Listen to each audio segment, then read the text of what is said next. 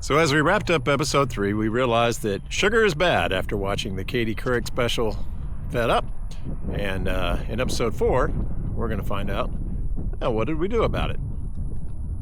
Stay tuned to the end for a special effects extravaganza. You'll see. And I realized, oh my gosh, sugar is the devil. And I'm an addict.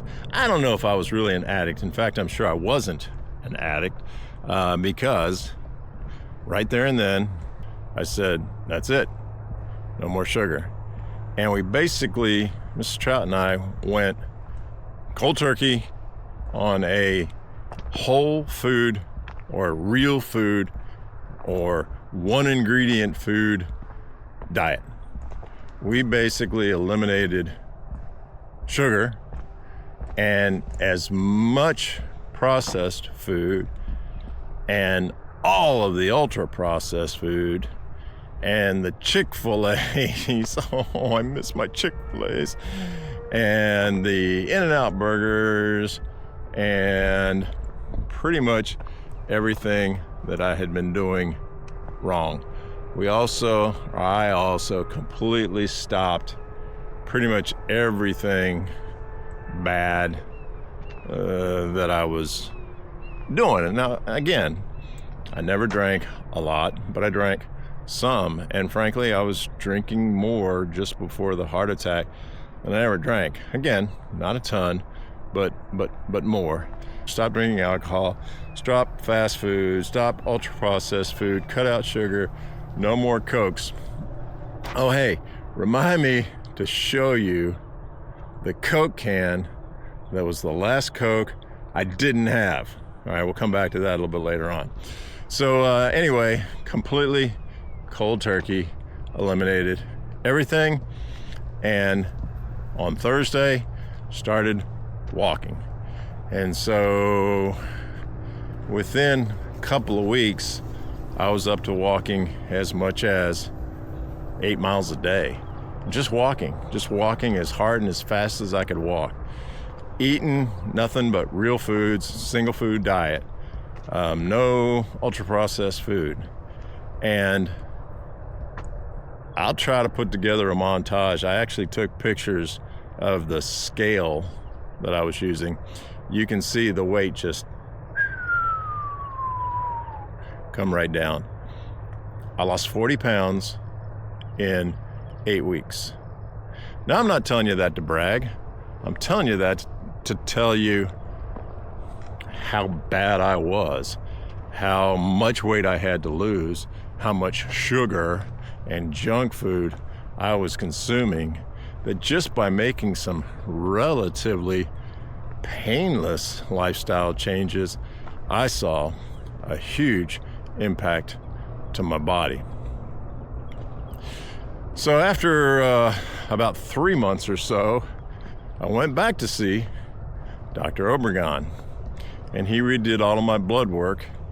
And again, I'll see if I can find the actual numbers, but basically all of my numbers had either improved. The ones that needed to go down were halved.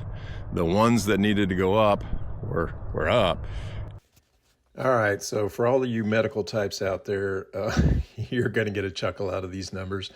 So back when Mrs. Trout made me go to the doctor after COVID, total cholesterol was 240, and anything above 200 is bad. Triglycerides were 212. Anything above 149 is bad. HDL 36 was on the low side. You're supposed to be above 39. VLDL was 40, and that was actually my only number that was in range, although barely. And my LDL was 164, way above the threshold of 99. Well, fast forward to after Dr. Obregon yelled at me, total cholesterol 142. You're supposed to be below 200, so very good. Triglycerides were down to 48. You're supposed to be below 150, so very, very, very, very good. HDL is supposed to be above 39, now reading 44, so good. and the LDL is supposed to be below 100, and we're now at 84. So tremendous improvement. Thank you, Dr. Obregon. And he was stunned, and he looked at my weight, and he said, "Wait, is this correct?" By that time, I had lost 45 pounds. I said, "Yeah." And he said, "Okay. Time out. That's enough weight loss. I want you to stop focusing on weight. Don't look at the scale." He said, "I want you to focus on your pant size." I'm like, "Okay, why is that?" And he said, I'll never forget this, and it kind of made me mad. He said, "Jess, for older adults," like, who are you talking to, older adults? He says, "For older adults," and by now I'd had my 62nd birthday. He said, "For older adults, weakness is more dangerous than cigarettes." And I said, "Okay." He says, "I want you to start strength training." He says, "I want you to start taking protein supplements. I want you to start taking creatine supplements. And when you do all this, you're going to gain weight. But watch your waist. As long as your pants still fit the same, you're gaining muscle mass, and that's okay." I said, "Okay." And so what I've done is I've started lifting weights while smoking cigarettes. That's what I heard him say anyway. Nah, that's not true. That kind of brings us up to a year ago when I had the heart attack. Got the stent, spent 2 days in the hospital, came out, changed my diet, and yeah, that's where we are today. Okay, well, there's a little bit more to that story. On the next episode, we'll talk about what Jess has been doing lately to stay in shape. But let me show you something kind of special while we've been talking.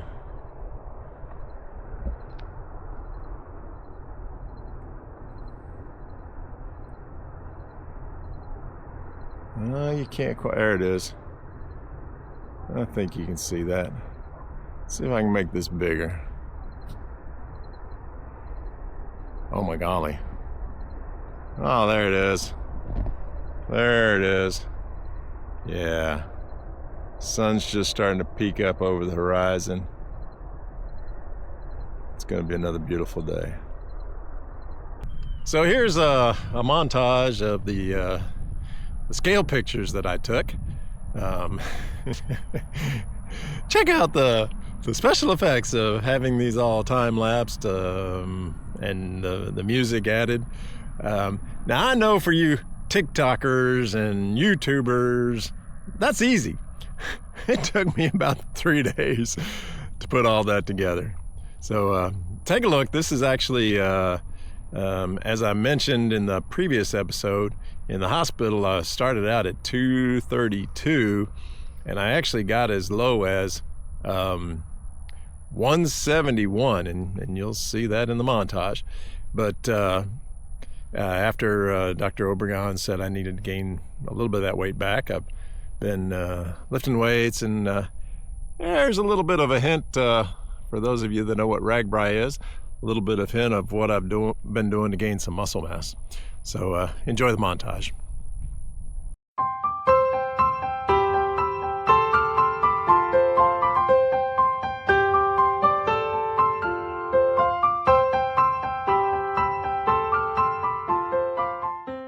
And shout out John Anderson for the RAGBRAI hat. Appreciate it. All right, I promised you one last thing, and here it is. This is the Coke that I didn't drink. Okay, what do you mean? So I had gone downstairs, and I'd gotten at work. I'd gone downstairs and I'd gotten this Coke, and I brought it back up and I set it on my desk, and didn't drink it. And when I came back from the heart attack, this was still sitting on the desk. Well, if you can see here, this thing's still sealed, all right, but it's basically empty. I don't know if you can hear just a little bit. You can see, I mean, it's just, well, the wind's even blowing away. It's empty, but it's sealed. How is that possible? Well, after I came back in and I saw this Coke can, I said, you know what, I'm gonna save that Coke can to remind me never to drink Coke again. And I set it up on the shelf. I don't know if I'm gonna get all kinds of lawsuits from Coke, but that's okay. Set this up on a shelf and left it there. Well, when I finally retired from Emerson, I was cleaning out the office and I found the Coke can and realized, holy cow, it's empty. It was also glued to the shelf in a puddle full of Coke syrup. The Coke had eaten out the bottom of the can, had leaked out onto the shelf, and the can was stuck to the shelf. Guys, besides the sugar, there's stuff in here that will eat an aluminum can. Don't drink these. All right, next time we're gonna find out what Jess has been doing, gain some muscle mass. Y'all take care.